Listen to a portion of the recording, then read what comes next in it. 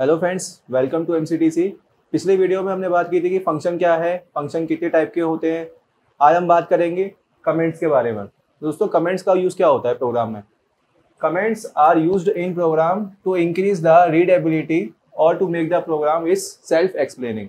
यानी कि कमेंट्स का यूज़ हम किस लिए करते हैं दोस्तों? प्रोग्राम की रीडेबिलिटी बढ़ाने के लिए। यानी कि अगर आपने मान लीजिए कोई एक प्रोग्राम बनाया, वो प्रोग्राम आप अपने किसी फ्रेंड को शेयर करते हैं।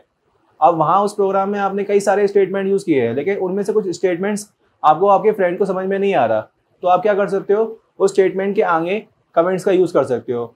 इससे क्या होगा दोस्तों? प्रोग्राम की रीडेबिलिटी बढ़ेगी। यानी कि अगर आप वो प्रोग्राम अपने किसी फ्रेंड को देते हो, अपने शेयर करते हो, तो उस कमेंट को पढ़ के उसको रीड कर सकता है, समझ सकता है कि ये प्रोग्राम किस प्रकार से बनाया गया, इसका क्या पर्पस है। और दोस्तों, ये होता है कमेंट्स का जो हम प्रोग्राम में यूज़ करते हैं, वो कमेंट्स हमारे कंपाइलर द्वारा इग्नोर कर दिए जाते हैं। जैसे कि यहाँ लिखा हुआ है, comments are always ignored by the compiler and never read by it. Comments का कंपाइलर द्वारा इग्नोर कर दिया जाता है, उसको रीड नहीं करता कंपाइलर। तो दोस्तों, कमेंट्स दो टाइप के होते हैं। एक होता है सिंगल लाइन कमेंट, जैसे कि मैं लिख के देता हूँ। ये आपका होता है सिंगल लाइन कमेंट। जैसे कि आपने यहाँ कोई स्टेटमेंट लिखा, कमेंट किया आपने, तो ये आपका सिंगल लाइन कमेंट है। यहाँ से दो स्लैश लगेंगे, यहाँ पर आप अपना जो भी कमेंट करना चाहो वो यहाँ लिखोगे और दो स्लैश लगा के यहाँ इसको बंद कर दोगे। ये आपका हो गया सिंगल लाइन कमेंट। अगर मान लीजिए आपका कमेंट जो है वो एक से ज़्यादा लाइन का है, मल्टीपल लाइन का है, तो आप यहाँ पर मल्टीपल लाइन कमेंट के लिए ये साइन यूज़ करेंगे, स्लैश और एक एक्स्ट्रा का साइन लगाएंगे। आप यहाँ जो भी कमेंट लिखना चाहते हैं वो आप यहाँ लिखेंगे। मान लीजिए आपने 2 लाइन का कमेंट लिखा या 3 लाइन का कमेंट लिखा, तो एंड आप कहाँ से करोगे? स्टार लगा के और ये स्लैश लगा दोगे। तो दोस्तों, ये आपका हो गया मल्टीपल लाइन कमेंट। आगे हम एक सी का छोटा सा प्रोग्राम बनाएंगे, कैरेक्टर की एस का वैल्यू क्या है। तो दोस्तों, वीडियो कंटिन्यू है। हमारा जो प्रोग्राम है वो है how to get ASCII code. ठीक है दोस्तों, हमारा जो प्रोग्राम है how to get ASCII code. ASCII की दोस्तों फुल फॉर्म होती है American standard code for information interchange. ठीक है दोस्तों, एस्काई की फुल फॉर्म क्या होती है? American standard code for information interchange. जैसे कि मान लीजिए हम जो प्रोग्राम बनाने जा रहे हैं, उस प्रोग्राम में क्या है कि यूज़र द्वारा एक कैरेक्टर इनपुट कराया जाएगा। ठीक है दोस्तों, और एक वेरिएबल बनाएंगे हम, उस वेरिएबल के अंदर वो कैरेक्टर स्टोर कराएंगे। 2 स्टेप ये हो गए हमारे। तीसरा स्टेप ये होगा कि जो यूज़र ने जो कैरेक्टर वेरिएबल में स्टोर कराया है उसको हम कराएंगे प्रिंट। प्रिंट कराने के बाद उस कैरेक्टर की हम एस्काई कोड को निकालेंगे, यानी उसकी एस्काई वैल्यू क्या है उसको प्रिंट करेंगे। ठीक है दोस्तों, तो उसमें हमें क्या करना है? एक छोटा सा एक वेरिएबल क्रिएट करना है बस, और उसके द्वारा ही सारा प्रोग्राम बन जाएगा हमारा। तो देखिए दोस्तों कैसे करते हैं। एक हेडर फाइल इंक्लूड करेंगे stdio और conio.h। तो यहाँ हम लिखेंगे हैश इंक्लूड stdio.h। ठीक है, दूसरी हेडर फाइल है हैश इंक्लूड conio.h। ठीक है फ्रेंड्स, ये 2 हमारी हेडर फाइल हो गई। तीसरा हमारा मेन फंक्शन होगा। तो मैंने आपको बताया था मेन फंक्शन लिखते हैं हम void main। ये हमारा मेन फंक्शन हो गया। इसके बाद यहाँ ओपनिंग ब्रेस लगेगा। ठीक है, अब हम यहाँ पर एक वेरिएबल क्रिएट करेंगे। वेरिएबल हम क्रिएट कर रहे हैं char के नाम से, क्योंकि ये कैरेक्टर टाइप का वेरिएबल होगा और उसका नाम है char। ठीक है दोस्त, ठीक है दोस्तों, अब हम यहाँ पर यूज करेंगे printf फंक्शन। printf से क्या करेंगे?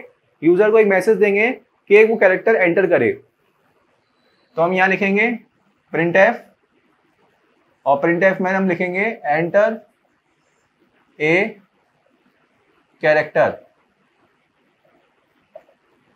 ठीक है दोस्तों, एंटर ए कैरेक्टर। यूजर्स को मैसेज को पढ़ेगा तो एक कैरेक्टर एंटर करेगा। यानी कि अब हम यहाँ क्या यूज करेंगे? Scanner function. स्कैनर फंक्शन का यूज मैंने आपको बताया था पिछली वीडियो में।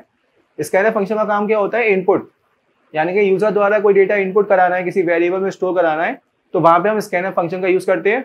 और प्रिंटफ हमारे लिए क्या होता है, आउटपुट होता है। ठीक है दोस्तों, तो यहाँ मैं यूज करूंगा स्कैनफ।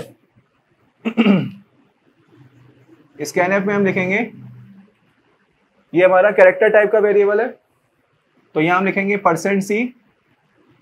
ठीक है, और ये हमारा इसका एड्रेस क्या है, CHR, तो यहाँ लिखेंगे हम एड्रेस ऑफ CHR। ठीक है फ्रेंड्स, अब ये हमारा वेरिएबल स्टोर हो चुका है, सॉरी ये कैरेक्टर हमारा स्टोर हो चुका है हमारी वेरिएबल में। अब हम इस कैरेक्टर को प्रिंट कराएंगे स्क्रीन पर, तो यहाँ लिखेंगे हम printf the value of character is %c, और हमारा जो वेरिएबल है इसका नाम है CHR। ठीक है दोस्तों, इससे हमारा एक कैरेक्टर प्रिंट हो जाएगा। तो आउटपुट क्या रहेगा, the value of character is, जो भी यूजर एंटर कर रहा है, फॉर एग्जांपल उसने करा A एंटर किया, या मान लीजिए B एंटर किया, या कुछ भी एंटर कर ले, मतलब एक कैरेक्टर इनपुट कराना है हमें। फॉर एग्जांपल उसने मान लीजिए C करा एंटर, स्मॉल c। अब वो स्मॉल c एंटर करेगा तो क्या आएगा, the value of character is C, यानी कि हमारे कैरेक्टर की वैल्यू क्या है, C है। अब इसकी हम निकालेंगे ASCII वैल्यू, ASCII कोड निकालेंगे। तो उसके लिए मैं यहाँ पर एक printf फंक्शन का यूज कर रहा हूँ। printf फंक्शन से क्या करेंगे, हम उस कैरेक्टर को डेसिमल के फॉर्म में कन्वर्ट कर लेंगे, मतलब उसको हम एक तरीके से कन्वर्ट करेंगे, यानी कि अभी तो ये हमारा %c में है, इसको हम %d में कन्वर्ट कर लेंगे। इससे कि क्या होगा, उस कैरेक्टर की ASCII वैल्यू निकल के आ जाएगी। तो हम यहाँ लिखेंगे the character is equivalent of C,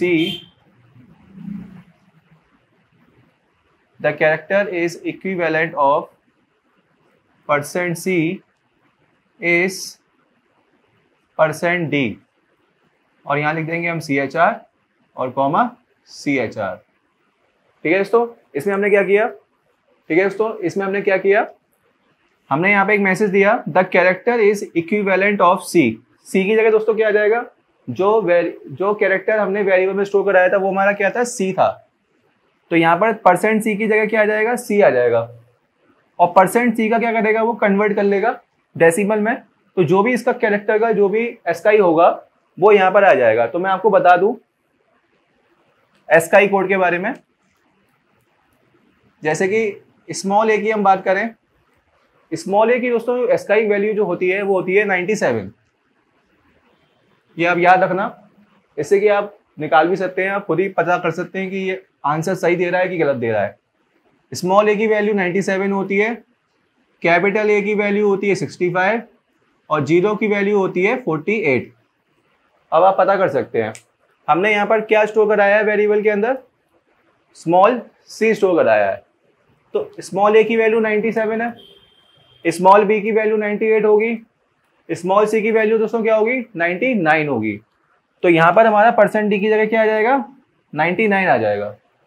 अगर मान लीजिए यूजर ने कोई कैरेक्टर इनपुट नहीं किया, मान लीजिए उसने कोई वैल्यू एंटर कर दी, सपोज 1 एंटर कर दिया, तो आपको पता है कि 0 की वैल्यू 48 होती है, तो 1 की वैल्यू ऑब्वियसली बात है कि 49 ही होगी।